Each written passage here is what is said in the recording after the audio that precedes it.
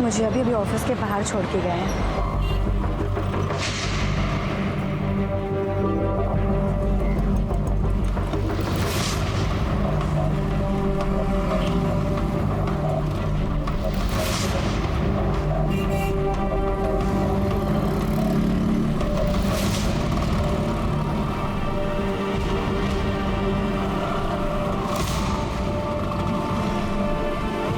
Hello, पिछले 4 kilometre से गाड़ी मुझे फॉलो कर रही है।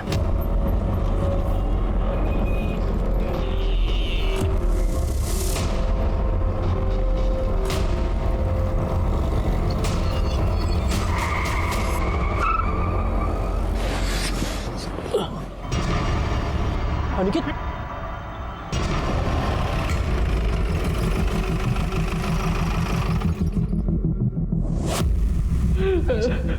This was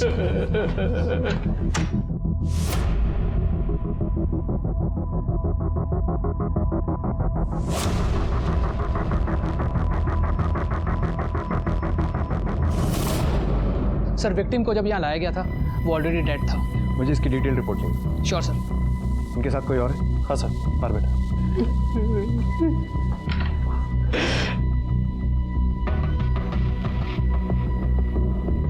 मैं इंस्पेक्टर राजन मलिक। आप इनके साथ थे? जी सर, मैं और अनिकेत दिल्ली जा रहे थे। आपका नाम? सपन मुखर्जी। सर, अनिकेत मेरा बेस्ट फ्रेंड था। आप दोनों दिल्ली क्यों जा रहे थे? सर, मैं और अनिकेत एक नया बिजनेस स्टार्ट करने वाले थे, उसी के लिए ऑफिस स्पेस देखने जा रहे थे। सर, मैंने अनिकेत और उसकी वाइफ अमृता ने अभी लंच किया। उसके बाद हमने अमृता को ऑफिस ड्रॉप किया सर। अनिकेत! कहाँ है अनिकेत? रमन बोलो ना, अनिकेत को क्या हुआ? बोलो, क्या है वो? अनिकेत! रमन! अनिकेत! ये अनिकेत की वाइफ है? जी सर। अनिकेत! अनिकेत! उठिए ना! अनिकेत उठिए ना! क्या हो गया आपको? रमन क्या हुआ इनको? अनिकेत! अनिकेत! हमारे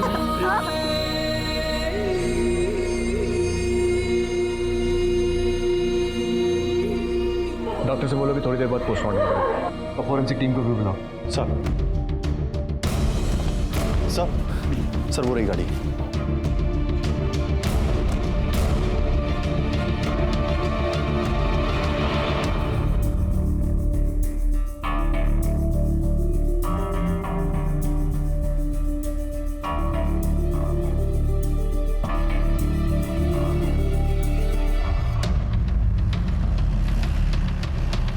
रोको।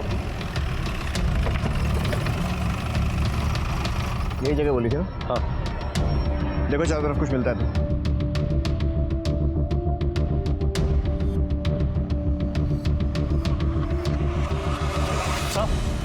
सर ये देखिए, बुलेट।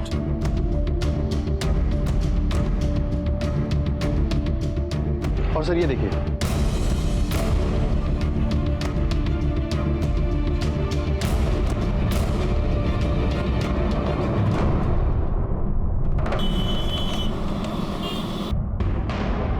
सर अनिकेत की एसयूवी जिस रास्ते से आई थी, मैंने उस पूरे रास्ते की सीसीटीवी फुटेज मंगा ली है। गुड। ऐसा करो, अनिकेत के दोस्त सपन को कल थाने बुलवाओ।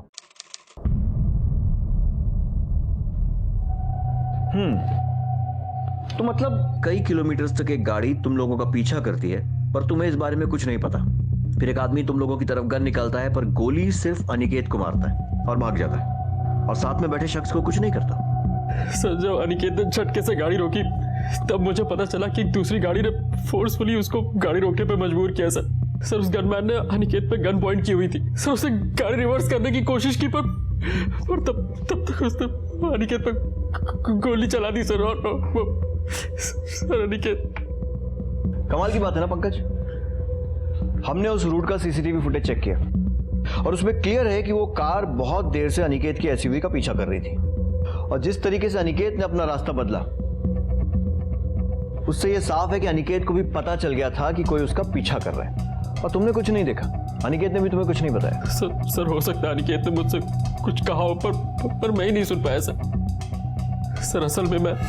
चलो ध्यान रखना अपना, ठीक है? आप भी ध्यान रखना। सर, मैंने ईयरफोन्स लगाए हुए थे और सर अपने एक दोस्त से टेक्स्ट पे बात कर रहा था। सर हो सकता है अनिकेत ने मुझसे कुछ कहा पर मुझे पता ही नहीं चला। और सर मैंने हुडी भी पहनी हुई थी, तो अनिकेत को भी पता नहीं चला होगा कि मैंने ईयरफोन्स लगाए हुए हैं। अच्छा, संगीत प्रेमी है। गुड। कौन सा गाना सुन रहे थे? सर मेरे फेवरेट सिंगर का लेटेस्ट एल्बम आया हुआ था सर, उसी का गाना सुन रहा था। मोबाइल है? सर क्या हुआ लेकिन? साउंड क्वालिटी चेक करनी है, ज्यादा कुछ नहीं। पता तो चले कि इतना क्या मजा आ रहा था गाना सुनने में कि आसपास ये सब घट गया और आप गाने में डूबे रहे। देखो देखो,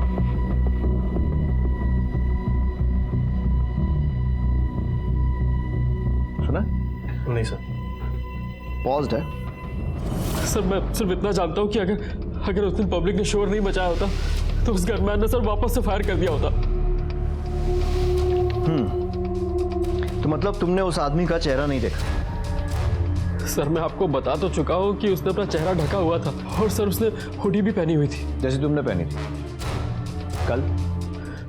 हाँ सर, पर उसकी हुडी थोड़ी अलग थी। मतलब तुमने ऐसा कुछ भी नोटिस नहीं किया जिससे हमें उस गनमैन को पकड़ने में मदद मिले?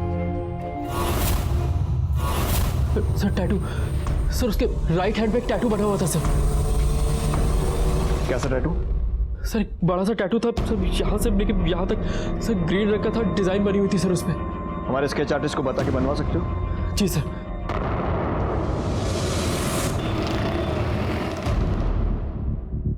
सर सपन ने कंफर्म किया है, गनमैन के हाथ में कुछ ऐसा ही टैटू बना हुआ था। और वो जो व्हाइट अकॉर गाड़ी जिसका सीसीटीवी में रजिस्ट्रेशन नंबर मिला था, उसके मालिक से कुछ पता चला? नहीं सर, अभी तक तो कुछ पता नहीं चला है, लेकिन जल्दी हम उस तक पहुंच जाएंगे। अनिकेत की फैमिली हिस्ट्री?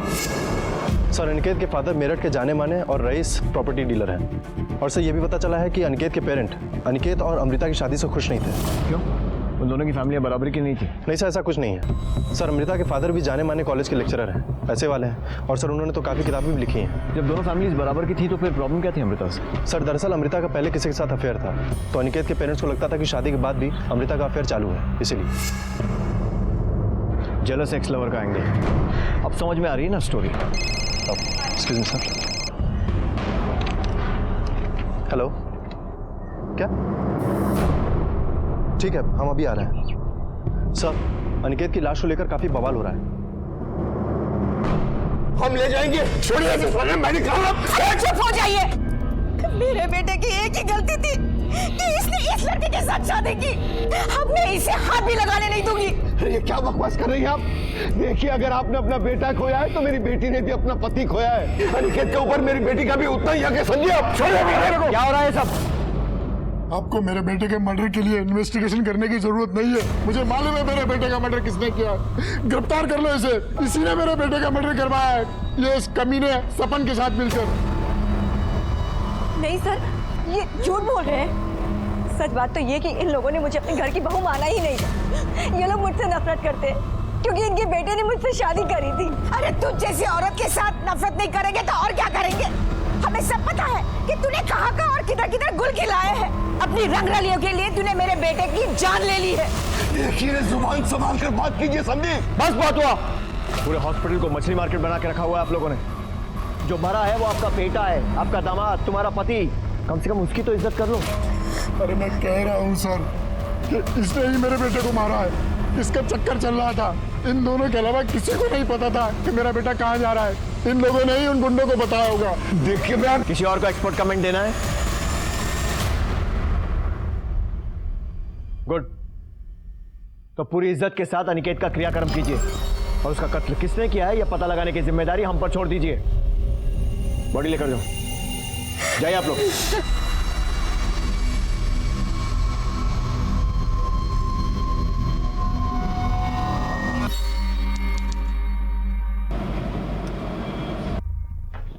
सर। हाँ पंकज। सर एक बुरी खबर है। पंकज मुझे बुरी खबर नहीं, लीड्स चाहिए। हाँ।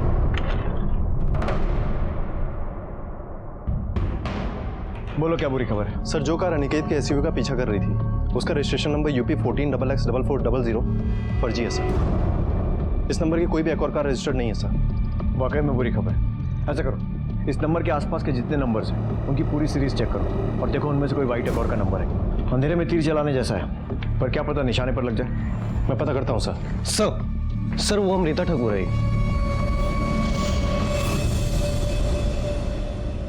अब ठीक है? हम सॉरी जिस तरह से आपके सास ससुर ने आप पर इल्जाम लगाया कि आपने सपन के साथ मिलकर अनिकेत का कत्ल करवाया, बड़ी गलत बात है। क्योंकि असल में आपने सपन के साथ नहीं बल्कि अपने बॉयफ्रेंड के साथ मिलकर अनिकेत का कत्ल करवाया। क्या? ये क्या बकवास कर रहे हैं आप मेरे ऊपर ऐसे बेसलेस एलिगेशन कैसे लगा सकते हैं? बेसलेस जी, मतलब आपका कोई बॉयफ्रेंड नहीं है नहीं सर। था, मेरा बॉयफ्रेंड था। अनिकेत से पहले मेरी लाइफ में कोई और भी था, पर सर शादी से पहले मेरा उसके साथ ब्रेकअप हो चुका था। और अनिकेत से शादी करने के बाद मैं बहुत खुश थी। वो मुझसे बहुत प्यार करते थे और मैं भी उनसे बहुत प्यार करती थी। इनफैक्ट मैं अभी भी उनसे प्यार करती हूँ और वो कहीं नहीं गए। वो मेरे लिए जिंदा है, मेरे पास है। ये सब होने के 34 दिन पहले मेरी शादी हुई थी सर। मेरी किस्मत इतनी बुरी कैसे हो सकती है? और सर बॉयफ्रेंड जैसा तो कुछ भी नहीं है सर। सच में?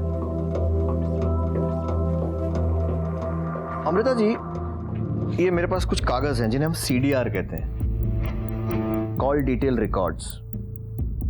इनके हिसाब से जब आप अनिकेत और सपन के साथ लंच पर गई थी तो उसके जस्ट पहले आपने एक नंबर पर बात की थी, और जब उन दोनों ने आपको ऑफिस ड्रॉप किया उसके बाद फिर से आपने उसी नंबर पर कॉल करके बात की। अब सवाल यह है कि आपने किससे बात की होगी? मुझे लगता है कि आपका बॉयफ्रेंड ही होगा। देखिए, या तो आप बता दीजिए, नहीं तो हम तो पता लगा ही नहीं। हाँ सर, मैंने विक्रम से बात करी थी। विक्रम मेरा एक्स बॉयफ्रेंड। मुंबई में मैं और विक्रम साथ में ही पढ़ते थे और हमारा सीरियस अफेयर भी था। बट सर कुछ रीजंस की वजह से मेरा उसके साथ ब्रेकअप हो गया था और फिर मैं दिल्ली शिफ्ट हो गई थी। सर मैं मूव ऑन कर चुकी थी, पर विक्रम मुझे नहीं भूल पाया था। वो मुझे बार बार फोन करता था, यहाँ तक कि शादी के बाद भी। मैंने उसे बार बार समझाया कि मेरी शादी हो चुकी है, मुझे फोन मत करो, लेकिन उसने कहा कि वो अपनी जान दे देगा। और सर मैं डर गई थी, इसीलिए मैं उससे बात करती थी। मैंने उसे कई बार बोला कि मेरी लाइफ में उसके लिए कोई जगह नहीं है, पर वो सुनने को ही नहीं तैयार था सर। वो मुझे बार बार कॉल करता था। मैं हर तरीके से आपकी हेल्प करने को तैयार हूँ। प्लीज मेरे पति के कातिल को ढूंढिए और उन्हें कड़ी से कड़ी सजा दीजिए सर। चलिए, किसी बात में तुम्हारे ख्यालात मिलते हैं।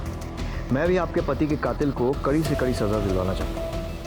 अच्छा, ये विक्रम मुंबई में कहाँ रहता है? पता नहीं सर, मैं तो 2 साल पहले यहाँ पे शिफ्ट हो गई थी। वो कहाँ रहता है मुझे उसका कोई आइडिया नहीं है।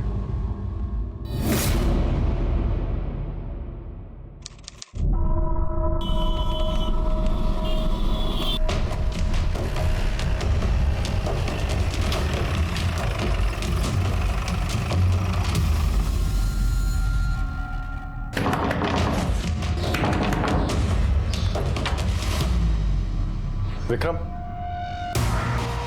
जी।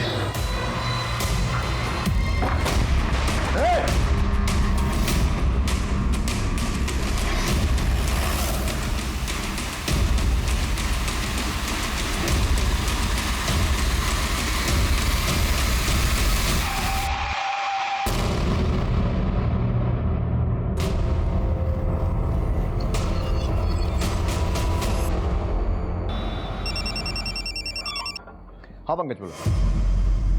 क्या? यस सर, विक्रम पिछले 1 हफ्ते से दिल्ली में ही था। मैंने उसे अरेस्ट कर लिया सर। बहुत दौड़ाया साले ने। गुड, लगता है केस जल्दी सॉल्व होने वाला है। लेकर आओ इस विक्रम को। तब तक मैं जरा अमृता मैडम को मीटिंग के लिए बुलाता हूँ। ठीक है सर।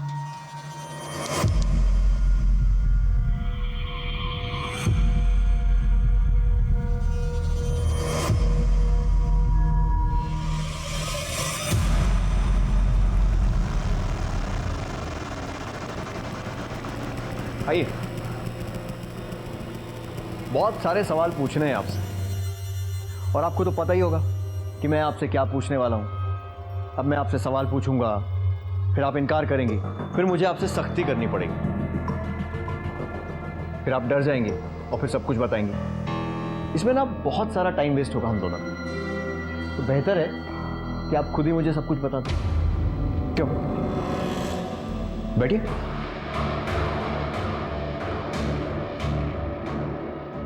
प्लीज। सर, मैं मानती हूँ कि मैंने आप लोग से छुपाया कि विक्रम यहाँ दिल्ली में था। एक्चुअली सर, विक्रम मुझसे मिलने के लिए बहुत डेस्परेट था। मैंने उसको बहुत बार समझाया, पर इसने मुझे धमकी दिया कि अगर मैं इससे नहीं मिलूंगी तो ये मेरे पति अनिकेत को सब कुछ बता देगा कि ये मुझसे आज भी प्यार करता है। सर, इसी रीजन की वजह से मैंने इसको हाँ बोल दिया और अब लंच पर मिलने वाले थे, पर लास्ट मोमेंट पे अनिकेत का फोन आया और उन्होंने बोला कि वो मुझे और सपन को लंच पर लेके जाना चाहते हैं। सर, मैंने विक्रम को मना कर दिया और हम लंच पर चले गए। और लंच से लौटने वक्त उन्होंने मुझे ऑफिस के बाहर ड्रॉप कर दिया और फिर विक्रम ने मुझे कॉल किया।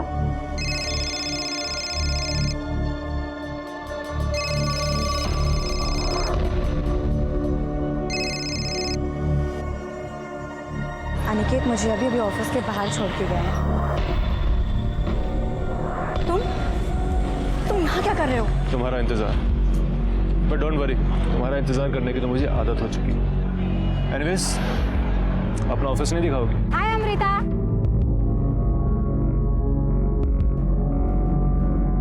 Meet my friend Vikram. Hi Vikram. Hi. Hi Vikram. Hello. मैं तो सोच रहा था कि मुंबई छोड़ के अमृता पता नहीं कहाँ काम कर रही है। कॉफी वॉफी नहीं पिलाओगे? ऑफ कोर्स यार, चलो चलो।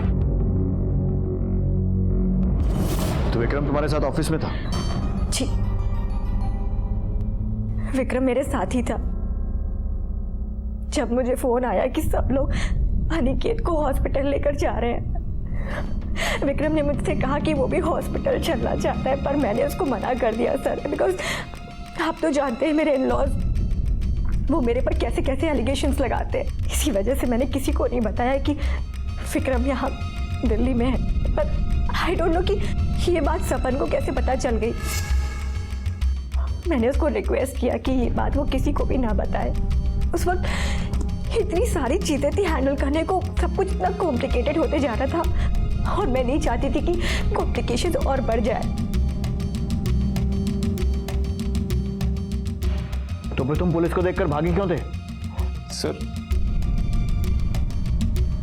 अमृता ने मुझे बताया था कि पुलिस को हमारे ऊपर शक है, तो मैं डर गया था सर। पुलिस को अमृता और विक्रम पर शक था, लेकिन अमृता के ऑफिस में पता करने पर वहां के स्टाफ ने यही बताया कि विक्रम उस दिन उन सब के साथ ऑफिस में ही मौजूद था जब अनिकेत का कत्ल हुआ। पुलिस को लगा था कि वो ये केस जल्दी ही सुलझा लेंगे। पुलिस को एक जरा सी आस नजर आई थी, लेकिन वो भी गलत साबित हुई और फिर उन्हें उस वाइट गाड़ी का नंबर मिला था जो कि फर्जी था। यहां तक कि उसके आसपास की सीरीज के सभी नंबर खंगालने के बाद भी उनके हाथ सही नंबर नहीं आ रहा। इंस्पेक्टर मलिक के कहने पर बाकी की टीम ने एनसीआर रीजन के रिकॉर्ड्स चेक करने शुरू किए और सीसीटीवी फुटेज और सपन के बयान के आधार पर पुलिस ने उस हत्यारे का हुलिया मीडिया में जारी किया, जिसमें खास तौर पर उस हत्यारे के टैटू को दिखाया गया और पुलिस ने हत्यारे की सूचना देने वाले को 5 लाख का इनाम देने का इश्तिहार भी निकलवाया। उन्हें उम्मीद थी कि इस तरह से जल्द ही कोई ना कोई उनके सामने जरूर आएगा, लेकिन जो उनके सामने आया वो एक बड़ी साजिश की तरफ इशारा कर रहा था। सर, एक इंफॉर्मेशन मिली है। कोई 5 लाख का इनाम क्लेम करने आया क्या? नहीं सर, अनिकेत के कॉल रिकॉर्ड से कुछ मिला है। सर ये देखिए, अनिकेत ने आखिरी कॉल अपने फूफा जी ललित चौधरी को किया था और सर ये ललित चौधरी उस दिन मॉर्ग में भी था। हाँ, तो हो सकता है ऐसी कॉल किया हो। इसमें अलग क्या है? अलग है सर, ये ललित और अनिकेत के पिता श्याम पहले बिजनेस पार्टनर्स थे। बाद में इन दोनों फैमिली में कट्टर दुश्मनी हो गई पिछले कई सालों से। और सर र्यूमर्स है कि इस ललित के बेटे अखिलेश ने एक धमकी दी थी कि वो पूरी ठाकुर फैमिली को खत्म कर देगा। चलो जरा इन फूफा जी से भी मिलते हैं, इनके कॉल रिकॉर्ड्स भी निकलवाओ, पता करें इन फूफा जी की नाराजगी का कारण।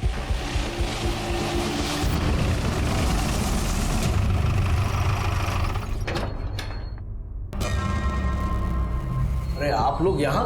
बस वैसे ही अनिकेत के केस के सिलसिले में कुछ सवाल पूछने थे, रूटीन सवाल। तो चाय ठंडा लेंगे आप? जी नहीं, जवाब लेंगे सही वाले। तो ये बताइए, जब अनिकेत का मर्डर हुआ उसके जस्ट पहले उसने आपको कॉल किया था, है ना? अब इसमें छुपाने वाली की बात? हाँ भाई, फोन आया था उसका। क्या कहा था उसने? पिछले 4 किलोमीटर से एक गाड़ी मुझे फॉलो कर रही है। और वो खुद भी इस बात के लिए पूरी तरह से श्योर नहीं था। उस तरफ से फोन कट गया। मैंने भी बार बार फोन करने की ट्राई की और फोन नहीं मिला। फिर एक मेरा क्लाइंट आ गया, मेरे भी दिमाग से निकल गया। मेरे को तब याद आया जब मेरे एक रिश्तेदार ने फोन करके बोला, भाई अनिकेत को गोली लग गई है। मतलब अनिकेत ने अपने परिवार को छोड़कर, बीवी को छोड़कर, दोस्तों को छोड़कर आपको फोन किया ये बताने के लिए कि कोई उसका पीछा कर रहा है। अब क्यों ना हो भाई, फूफा हूं मैं उसका। हाँ, ऐसा फूफा जो उसके बाप का दुश्मन है, जिसने उसके परिवार को खत्म करने की कसम खा ली है। मतलब तकलीफ के समय अनिकेत ऐसे फूफा को क्यों फोन करेगा? तभी ना जब वो तकलीफ खुद फूफा ने दी हो। मारी कुछ समझ में नहीं आ रहा, आप क्या कहना चाह रहे हैं? ये कहना चाह रहा हूँ कि तूने ही अनिकेत को मरवाया है ताकि उसके परिवार से बदला ले सके। तेरा दिमाग ठिकाने है क्या? दिमाग तो तेरा मैं ठिकाने लगाऊंगा थाने ले जाकर। उठाओ इसे।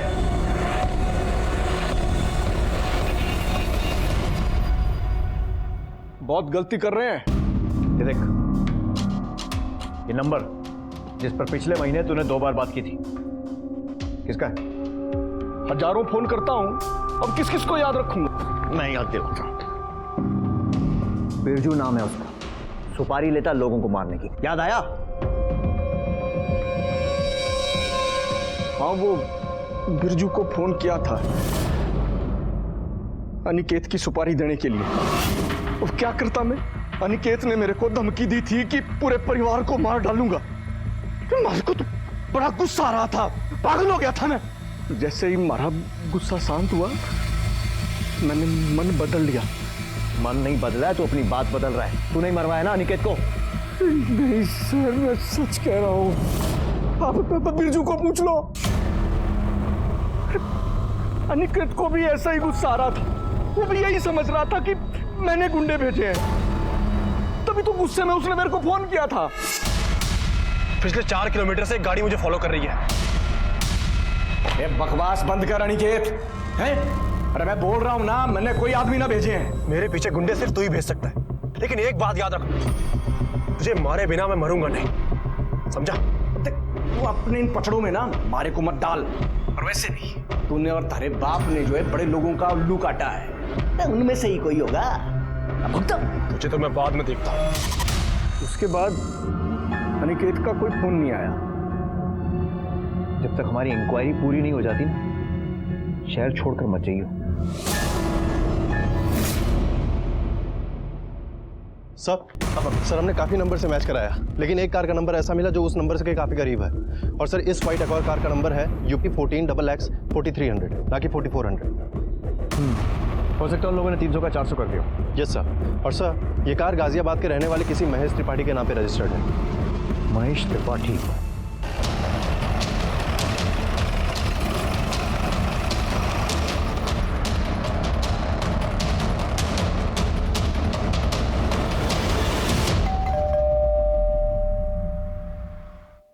महेश त्रिपाठी? जी हाँ। मैं इंस्पेक्टर मलिक। जी कहिए। व्हाइट एक्वायर गाड़ी नंबर UP 14XX 4300 आपकी है? जी मेरी थी, अभी नहीं मेरी। मतलब? सर मैंने 3 महीने पहले किसी को बेच दी। किसे? एक जवान सा लड़का था, शशि सिन्हा नाम रहा। शशि सिन्हा? उम्र क्या होगी इसको? यही कोई 27-28 के आसपास होगी उम्र। गाड़ी के ट्रांसफर पेपर्स है आपके पास? हाँ है ना, अभी देता हूँ। एक और सस्पेक्ट ये लीजिए सर।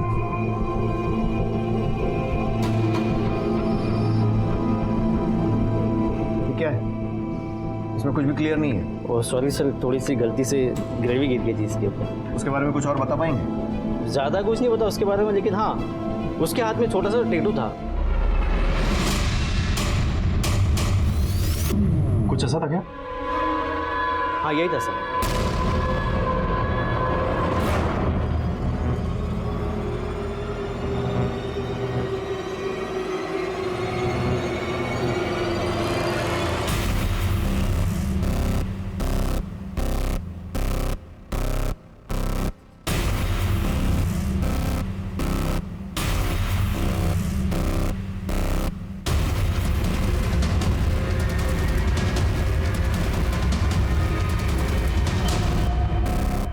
मैंने बोला था ना तेरे को। अरे हाँ यार, मुझे लगा था यहाँ कोई नहीं रहता है। एक हफ्ते से यहाँ बाहर भी बहुत कम निकलता है।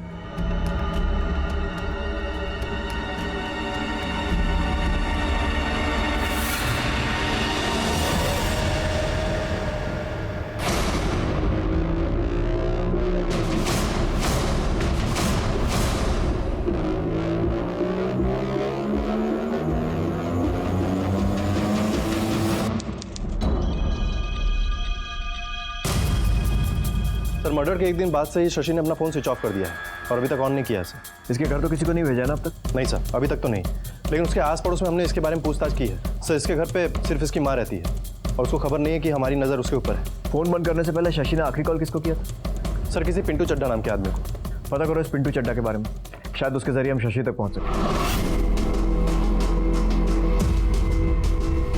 अब पूरी भाजी कितने की थी?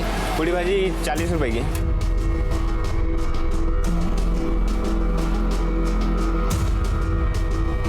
अब समोसे 10 रुपए का एक देना।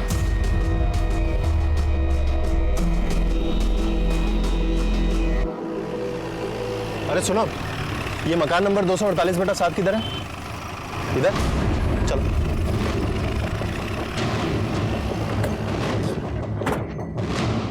इस बार कोई गड़बड़ नहीं होनी चाहिए। ये पिंटू चड्डा मुझे हर हालत में चाहिए। हो सकता है यही हमें शशि तक पहुंचाए। घर के पीछे वाले रास्ते पर भी नजर रखो, कहीं भागने की कोशिश न करें। सब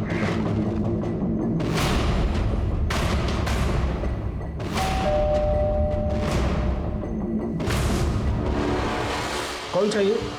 आप पिंटू चड्डा? हाँ हूँ। तो ये बता, शशि सिन्हा कहाँ है? सब मुझे माफ कर दो, मुझे नहीं मालूम। मैं पिंटू चड्डा नहीं हूँ। झूठ बोलता है, लेके चल। इसने कुछ नहीं किया सर, मत मारिए मत मारिए। अरे आप लोग क्यों मार रहे हैं इसे? झूठ बोलेगा तो पिटेगा। बोल रहा है कि पिंटू नहीं हूँ। हाँ साहब, ये पिंटू नहीं है, ये तो नत्थू है। अरे यहाँ बेर और इमली का ठेला लगाता है और ये बीवी है उसकी। तो पिंटू चड्डा कहाँ है? वो तो मर गया अभी कुछ ही दिन पहले। कोई बीमारी हुई थी उसे, कोई आगे पीछे था नहीं, तो हम लोगों ने पैसे इकट्ठे करके उसका क्रियाक्रम कर दिया था। साहब ये घर खाली पड़ा था तो मैं अपने परिवार के साथ आकर यहाँ रहने लगा।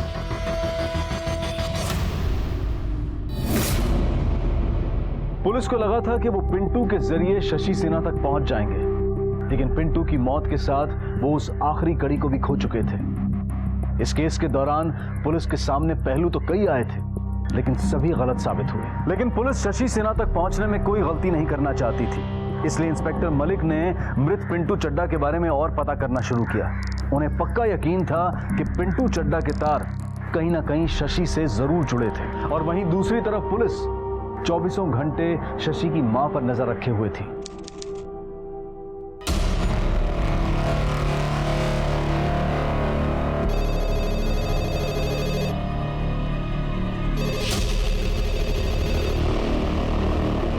हेलो हेलो माँ, अब शशि बोल रहा हूँ। शशि बेटा, कहाँ हो तुम?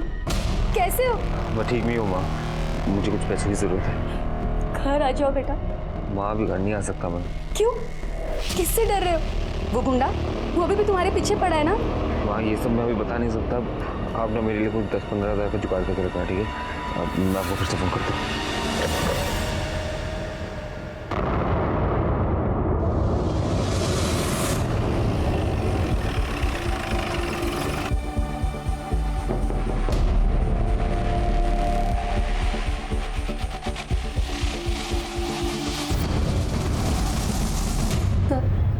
हमारा शशि जब बहुत छोटा था ना, तभी उसके पापा गुजर गए थे। उसके बाद भी वो बहुत मेहनत करता था, पढ़ाई में बहुत होशियार था। 12वीं में तो उसको 95% आए थे और 2014 में उसने BE करके सिविल इंजीनियर बना। पर सर उसे नौकरी नहीं करनी थी, उसे बहुत कम समय में बहुत सारा पैसा कमाना था, इसलिए रियल एस्टेट एजेंट बना वो।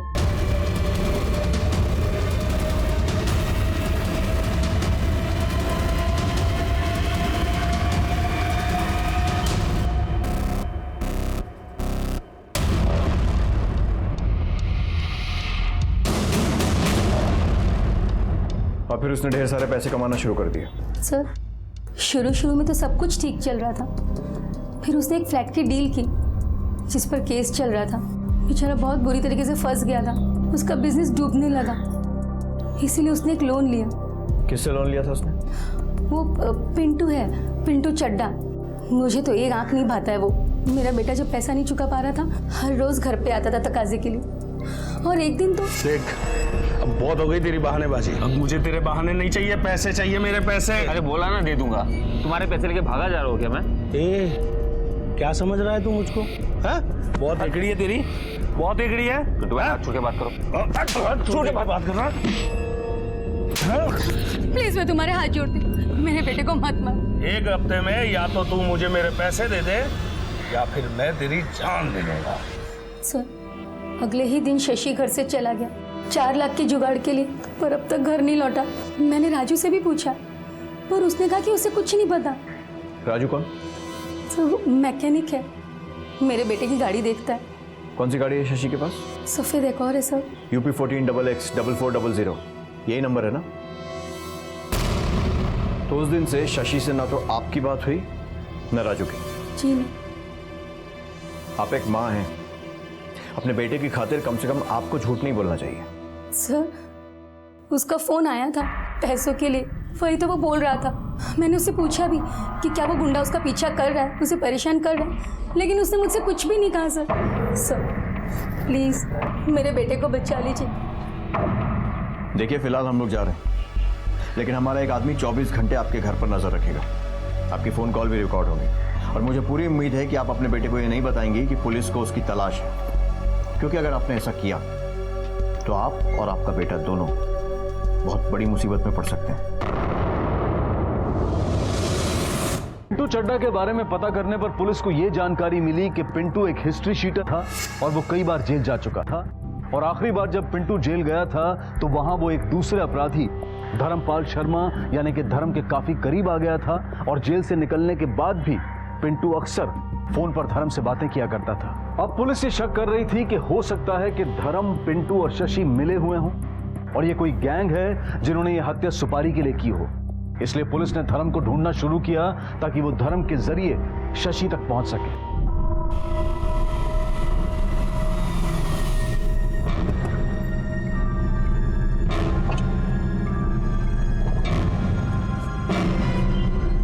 जा ऐश कर।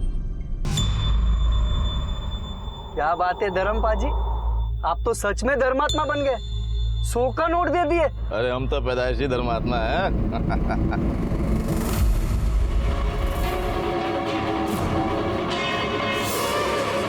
नीचे कर, नीचे कर काट। अब बुद्ध क्यों बनाया जल्दी भला? पुलिस!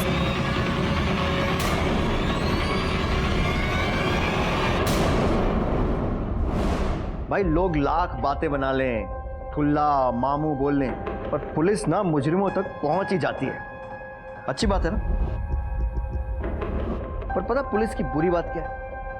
मारती बहुत है।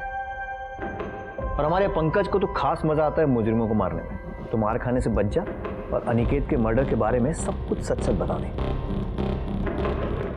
माता रानी दी सो साहब, मैंने कुछ नहीं पता। हाँ साहब, है जरूर है कि मैं चोरी की कारों का धंधा करता हूँ और ये चोरी की कारें खरीद के ये शराब माफिया और क्रिमिनल गैंग को बेचता हूँ। और पिंटू, उसका क्या लेना देना है इस सबसे? साहब जी, जब भी कोई क्लाइंट ये गड्डी वड्डी का ऑर्डर करता है तो वही सादा पिंटू यो गड्डी का जुगाड़ करता है। मतलब पिंटू तेरे लिए चोरी की गाड़ियां सप्लाई करता था? हाँ जी। आखिरी कौन सी गाड़ी का ऑर्डर दिया था तूने उसे? फॉर्च्यून गड्डी था साहब।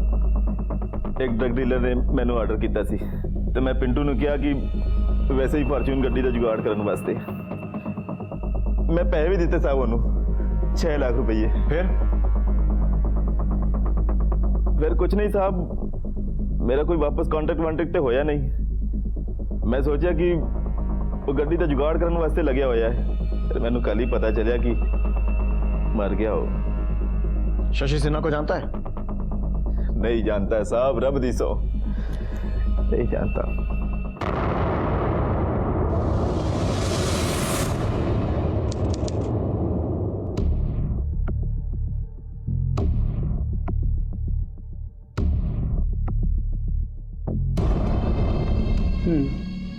ठीक है, हम इसे निकाल सकते हैं। कितने लगेंगे? तकरीबन 2 लाख।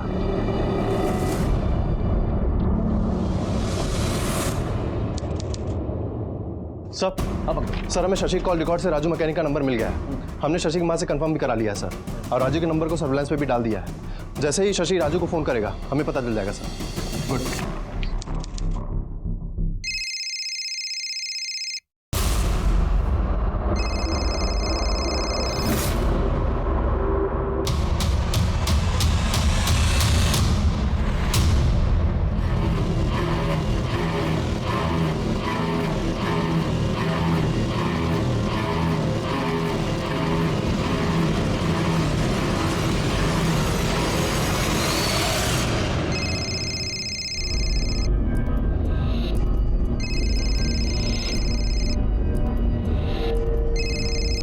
हेलो।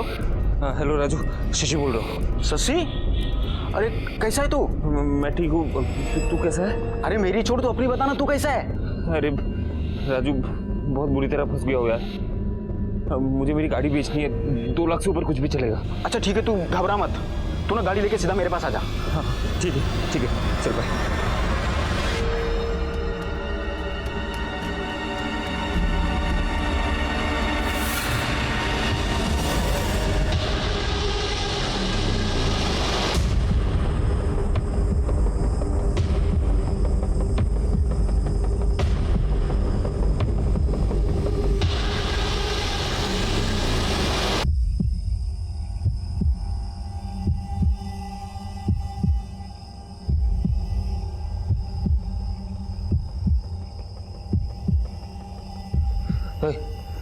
राजू का है? वह शशि, राजू को बुलाओ यार। क्या काम है? अरे मिलना है उससे। पहले हमसे तो मिल लो।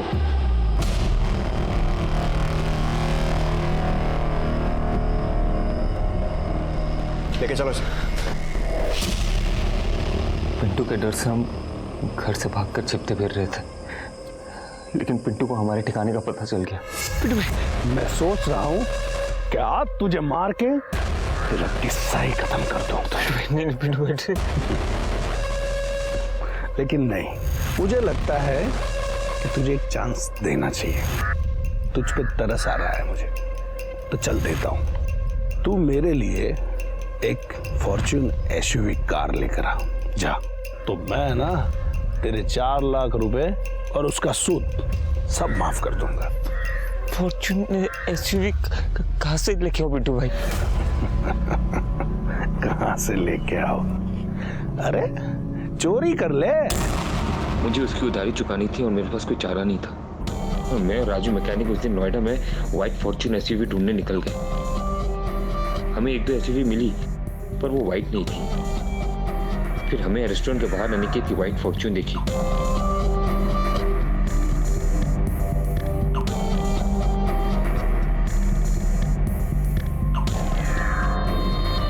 ये देख, एकदम नया माल है। हाँ ये चलेगा यार।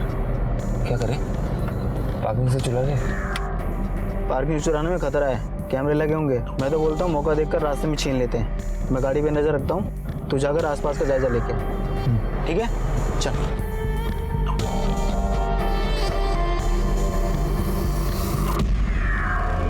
तो तू सही मौके की तलाश में बैठा था कि उसे मार कर एसयूवी चुरा ले।